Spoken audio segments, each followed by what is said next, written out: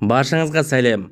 Marvel ғаламы 4-5 фазаларда керек емес қоқыс жобаларымен толтырып тастады. Ал бұл видеода жақсы шыққан кино мен сериалдарды қысқаша айтамын. Бұл хронология емес. Егер үлкен Marvel ғаламына жаңа хронологиясы керек болса, 2000 лайк жинап тастайық. Ал Казкино бастайды.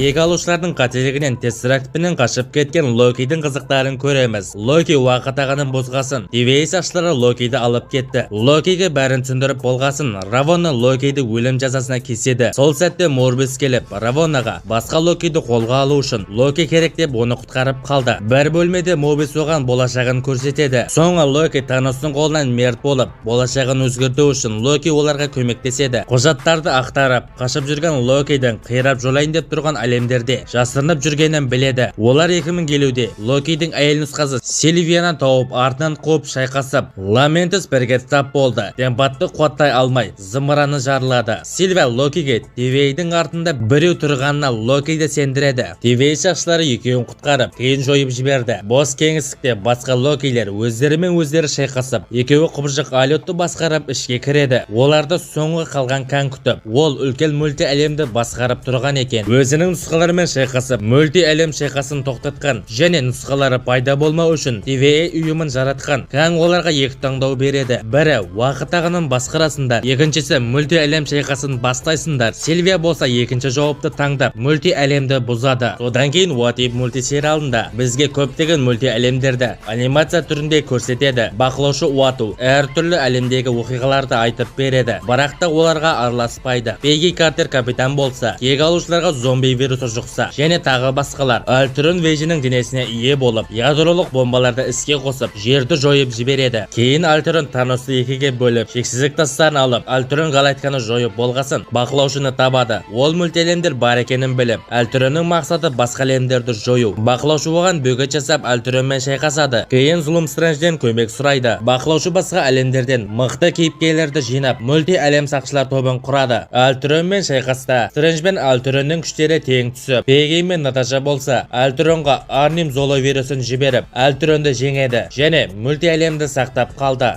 Вижннан айырылған Ванда Весу қаласына барып, үлкен сиқырымен қаланы жаулап, ішіндегі адамдарды қуыршақ сияқты басқарады. Гүмбез ішінде Ванда Вижнмен бақытты өмір сүруде және балалары Билли мен Томи дүниеге келеді. Бұл қылыш ұйымының назарын аударып, білікті мамандарды шақырады. Олар Джейми Ву, Дарси және Моника Рэмбо. Агата Хакнес деген мыстан Ванданың күшін тартып алуға келеді. Бірнеше рет гүмбез ішіне кіруге тырысқан Моника супер күшке ие болады. Кейін қылыш ұйымы Вижнның денесін тірілтіп, екі Вижн шайқасады. Вижн ақ Вижнның жадын қайтарып, ол ұшып кетеді. Агата мен Ванда шайқасып, Ванда қызыл мыстан болып, Агатаның күшін тартып алады және оны тірі қалдырады. Ванда қаланы сиқырдан босатып, өзі тау баурайында Даркхолд кітабын меңгеруді бастайды. Капитан Сэм Уилсонға қалқанды береді, бірақ Сэм 6 айға дейін қалқанды пайдаланбай, оған лайықты емеспін деп үкіметке тапсырады. Үкімет болса, Джон Уолкерді жаңа капитан деп таңдайды. Халықтың шертпегеннен кейін адамдар оралғасын, үйсіздер саны көбейді.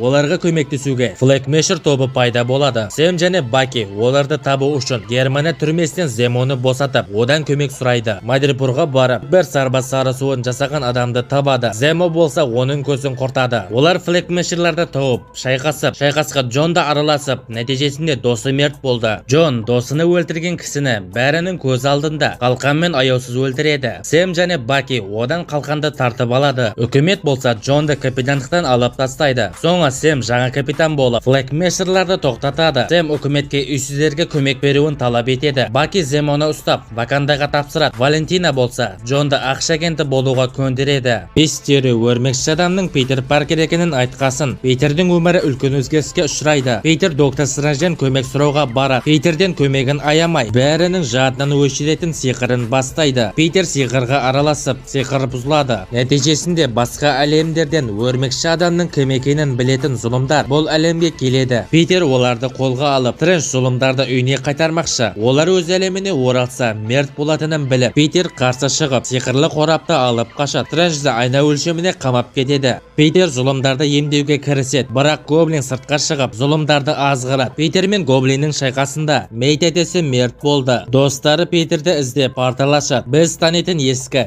екі өрмекші адам келеді. Үшеуі бірге зұлымдарды емдеуге антидот жасайды. Азаттық мүсінінен шақырып, үлкен шайқас болады. Соңы бәрін емдеп жазып, бірақ та Гоблин қорапты жарып жіберді. Мульти әлем жарықтары үлкейіп, өрмекші адамды білетін зұлымдар келе бастайды. Питер Стрэнджге сиқырды аяқтауды өтінеді. Зұлымдармен екі Питер өз әлеміне оралды. Енді бәрі Питердің кім екенін ұмытты. Достарына шындықты айтудан бас тартып, жалғыз өмір сүріп, өрмекші адам ретінде ерліктерін жасауды жалғастырады. Доктор Стрэндж Кристинаның неке тойына барғанда қалаға құбыжық шабуыл жасап, бір қыздың артынан қуады. Стрэндж менен Вонг құбыжықтың көзін құртып, Америка Чарвисті құтқарады. Оны тергеп, ол мульти әлемге портал аша алады, бірақ әлі толық басқара алмайды. Ванда дархол кітабын меңгеріп, балаларымен бірге болу үшін Чарвисті қолға алуға құбыжықтарын жіберген екен. Кейін Ванда Камартажға шабуыл жасайды. Стрэндж менен Чарвис мульти әлемді саяхаттап 838 әлемге келеді. Екеуін иллюминаттар тобы қолға алып, оған доктор Стрэндж мульти әлемге қауіп төндіретінін көрсетеді. Ванда кітабынан айырылып, Вонгнан кітаптың көшірмесі Вундагор тауында екенін білді. Сол жерде Ванда сиқырымен 838 әлемдегі Ванданың денесін басқарып, иллюминаттарды бір-бірлеп көзін құртады. Олар Вандадан қашып, мульти әлемді саяхаттап, Стрэндж қара сиқырды қолданып, Вандамен шайқасып, Чарвиске мотивация беріп, күшін басқаруды үйреніп, балаларына Ванданы көрсетеді. Вундагор тауын бұзып, өзі астында қалады. Чарвис болса Камартажда қалады. Стрэнджді Клея көмекке шақырып, үшінші киносына кетіп қалды. Лондон мұражайында жұмыс істейтін Стивен Грант өмірінде біртүрлі заттарды байқайды. Негізінде оның денесінде екі тұлға бар. Екінші тұлға Марк Спектр. Бала кезінде інісінің өліміне себепші болып, анасы оны жаман көреді. Кейін Марк стресске ұшырап, Стивен Грант тұлғасы пайда болады. Марк қатыгез болса, Стивен мейірімді. Бұрын Марк Египеттегі саяхатта Бушман Маркқа археологтарды өлтірсін дейді. Марк бас тартқанда Бушман оны ауыр жарақаттап кетеді. Хончу құдайы Маркқа маған қызмет етсең тірі қаласың дейді. Марк келісіп, ай сері болады. Қазіргі уақытта Артур Хэрроу Амат құдайын босатпақшы. Артурдың мақсаты күнәһарларды азайту. Марк пен Хончу бұған қарсы болады. Артур Маркты атып өлтіреді. Лайла Хончуды босатып, Марк іріледі. Үлкен шайқаста Лайла мен Марктың күштері Артурға жетпей, шайқасқа үшінші тұлға араласып, Артурды жеңеді. Аматты Артурдың ішіне қамап қояды. Кейін Хончу келісім бойынша Марк пен Стивенді босатады. Бірақ Хончу үшінші тұлға Джек Локлидің көмегімен Артурдың көзін құртады. Ваканда патшасы Чала белгісіз аурудан қаза тапты. Ал басқа елдер вибраниумды ұрлауға кіріседі. Атлант мұхитында біреулер Рейли Уильямстың құрылғысымен вибраниум іздейді. Олар Талокан жеріне кіргенде, Талокандар оларды көзден жояды. Неймор Вакандаға барып, Шуриге құрылғыны жасағанды табыңдар, болмаса соғыс болады дейді. Кейін Шури Талоканға Рейлиді тапсырады. Неймор Шуриге Талоканмен бірге сыртқы елдерді жаулап алайық дейді. Шури бас тартқанда Неймор Вакандаға шабуылдайды. Шайқаста Шуридің анасы мерт болды. Шури қара пантераның күшін беретін гүлді жасап шығарды. Шури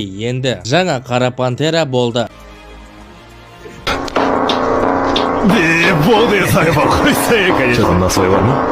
Талоканмен шайқаста Шури Нейморды жеңіп, Ваканда Талоканды қорғайды деп келісімге келеді. Ваканданы Эмбакуға тапсырады. Нагия Шуриге Чаланың баласын көрсетіп, екеуі баланы тәрбиелеп өсіреді. Белгісіз ғаламшардың тұрғындары қырылып, тек Гор және қызы тірі қалыпты. Бірақ көп ұзамай Гордың қызы да мерт болды. Гор үлкен паңдарға ашулы болып, некро қылышты алады. Оған мәңгілік қақпасын тауып, тілек айтуын көрсетеді. Бірақ қақпа кілті секира еді. Сол үшін Гор мықты кейіпкерлерді өлтіріп, Торды іздейді. Тор галактика сақшыларымен бірге Гор жайлы біліп, Асгардқа барады. Ол жерде Джейн Тор күшін алыпты. Тор мен Гор шайқасып, Гор балаларды ұрлап кетті. Тор топты жинап, Зевсқа барады. Зевс оларға көмек бергісі келмей, Тор Зевстің қаруын алып, өзіне атады. Кейін найзағайын ұрлап кетті. Көлеңкелі ғаламшарда Горға жеңіліп, Валькира жарақаттанып, Джейннің күші қалмады. Соңы Тор Гормен бір өзі шайқасып, Джейн соңы күшін жинап, Торға көмектесуге келеді. bilеді. Горды жеңеді, бірақ Гор қақпашына кіріп, Тор білгеніңді істе деп, соңғы минуттарын Джейнмен өткізеді. Гордың ойы өзгеріп, мәңгіліктен қызы тірілуін сұрайды. Джейн мерт болып Валгалаға түседі. Тор болса Гордың қызын асырап алады. Галактика сақшылары коллекционердің базасын сатып алады. Квилл Гамораны таба алмағасын көңіл күйі жоқ. Дракс пен Мантис болса Квиллді қуанту үшін жерден Кевин Бекінді ұрлап кетіп, Квиллға сыйлайды. Квилл ашуланып екеуіне ұрса, Кевин Краглинен бәрін білген соң